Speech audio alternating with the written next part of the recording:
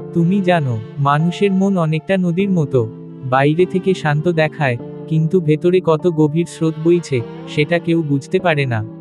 আজ আমি তোমাকে এমন এক গল্প বলবো, একটা এমন বাস্তবতা যেটা অনেকের জীবনের আড়ালে লুকিয়ে থাকে। গল্পটা শুধুমাত্র একজন বিবাহিত নারী নয়, এটা সেই অসংখ্য মনের গল্প যারা ভালোবাসা খুঁজে পায় কিন্তু ঠিক জায়গায় নয়। রিমি নামের এক মেয়ে, একসময় সে ভালোবেসে বিয়ে করেছিল রাজীবকে। দুজনের সংসার ছিল ছোট, কিন্তু স্বপ্ন ছিল বড়। রিমি ভাবত, রাজীবই হবে আমার জীবনের শেষ মানুষ। প্রথম দিকে সব কিছুই সুন্দর ছিল। সকালে একসাথে চা খাওয়া, রাতে একে অপরের ক্লান্তি ভাগ করে নেওয়া, আর মাঝে মধ্যে ছোট ছোট খুনসুটি। কিন্তু সময় বদলালো, দুজনের ব্যস্ততা বাড়তে লাগলো। রাজীব অফিসের কাজে ডুবে গেল, আর রিমি হারিয়ে গেল ঘরের কাজ আর দায়িত্বের চাপে। একদিন রাতে রিমি আয়নায় তাকিয়ে নিজেকে দেখল, চোখে ক্লান্তি, মুখে একরাশ নীরবতা। সে বুঝল কোথাও একটা কিছু হারিয়ে গেছে, কিন্তু ঠিক কি সে নিজেও জানে না। ভালোবাসা কখনো কখনো শেষ হয় না, শুধু ফিকে হয়ে যায়। একই ছাদের নিচে থেকেও যখন কথাগুলো হারিয়ে যায়, তখন নীরবতা কথা বলতে শুরু করে। রিমি দেখল, রাজীব এখন আগের মতো ওর দিকে তাকায় না, ওর গল্প শুনতে চায় না, ওর চোখের জল বুঝতে চায় না। ধীরে ধীরে সেই নীরবতা রিমির ভেতরে একটা শূন্যতা তৈরি করলো, আর সেই শূন্যতা একসময় ভালোবাসা খোঁজার প্রয়োজন হয়ে উঠল। একদিন হঠাৎ ফেসবুকে ওর পুরনো এক সহপাঠী সোহেল মেসেজ করলো, কেমন আছো রিমি, অনেক দিন পর মনে পড়ল। সাধারণ একটা মেসেজ, কিন্তু রিমির মন কেমন করে উঠল। অনেক দিন কেউ ওকে এমন করে খোঁজ নেয়নি। দুজনের কথাবার্তা ধীরে ধীরে বাড়তে লাগলো। প্রথমে সাধারণ শুভেচ্ছা, তারপর দিন কেমন কাটলো, তারপর তোমাকে মিস করি এমন কথাও এসে গেল।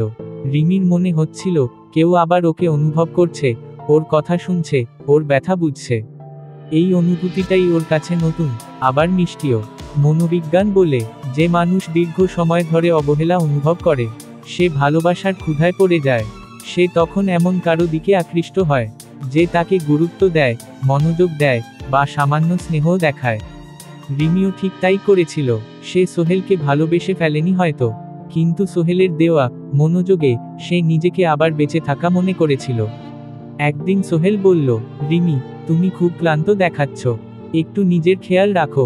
এই একটা বাক্য রিমির ভেতর কাঁপন তুলল, কারণ রাজীব অনেক বছর ধরে এমন কথা বলেনি। রিমি বুঝতে পারছিল সে একটা সীমারেখার দিকে এগিয়ে যাচ্ছে, কিন্তু সে থামতে পারছিল না। মনে হচ্ছিল কেউ অন্তত ওকে বুঝছে, যেখানে ওর স্বামী আর বোঝে না। এক রাতে রাজীব ফোনে ব্যস্ত ছিল, রিমি একা বারান্দায় বসেছিল।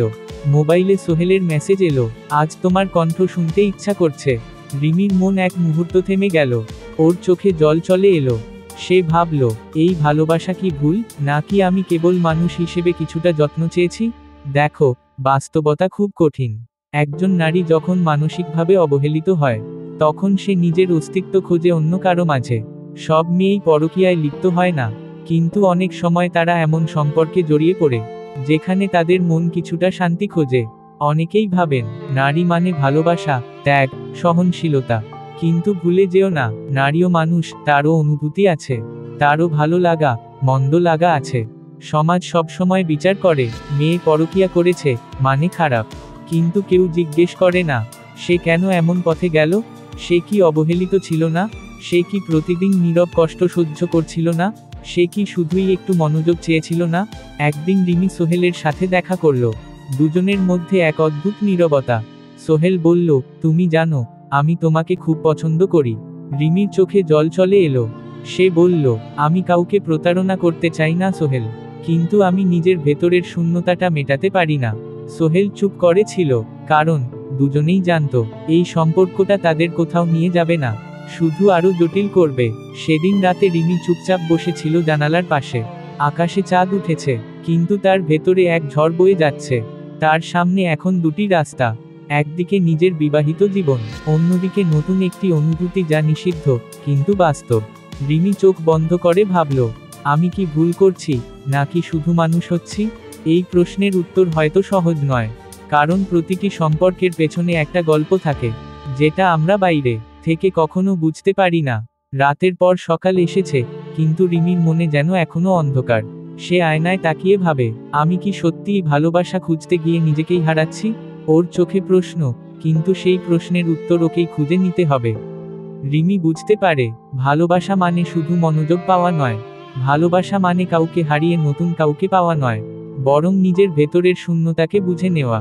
সোহেলকে ফোন করে রিমি বলে, তুমি আমার জীবনে এসে আমাকে কিছু শিখিয়ে গেলে। তুমি দেখিয়েছ আমি এখনো অনুভব করতে পারি, কিন্তু এই অনুভূতিটা আমার ঘর ভাঙার কারণ হতে পারে। আমি সেটা হতে দেব না। সোহেল কিছুক্ষণ চুপ করে থাকে, তারপর শুধু বলে, তুমি যদি সুখী হও তাতেই আমি শান্তি পাবো। এই কথাগুলো রিমির বুক ভরে দেয়, যেন ভারী বোঝা হঠাৎ হালকা হয়ে গেল। রিমি এবার নিজের দিকে মন দেয়। সে বই পড়ে, গান শোনে, নিজের যত্ন নেয়। রাজীবের সঙ্গে ধীরে ধীরে কথা বলতে শুরু করে। রাজীব প্রথমে অবাক হয়, কিন্তু পরে বুঝতে পারে তার স্ত্রী আসলে অনেক দিন ধরে একা ছিল। তাদের মধ্যে নতুন করে বোঝাপড়ার সূচনা হয়। এই গল্পে রিমি একা নয়, অসংখ্য নারী পুরুষ আছে যারা মানসিক অবহেলায় ভোগে। মনোবিজ্ঞান বলে, একটা সম্পর্ক তখনই টিকে থাকে যখন দুইজন মানুষ পরস্পরকে শুনতে শেখে, সম্মান করে এবং একে অপরের অনুভূতিকে গুরুত্ব দেয়।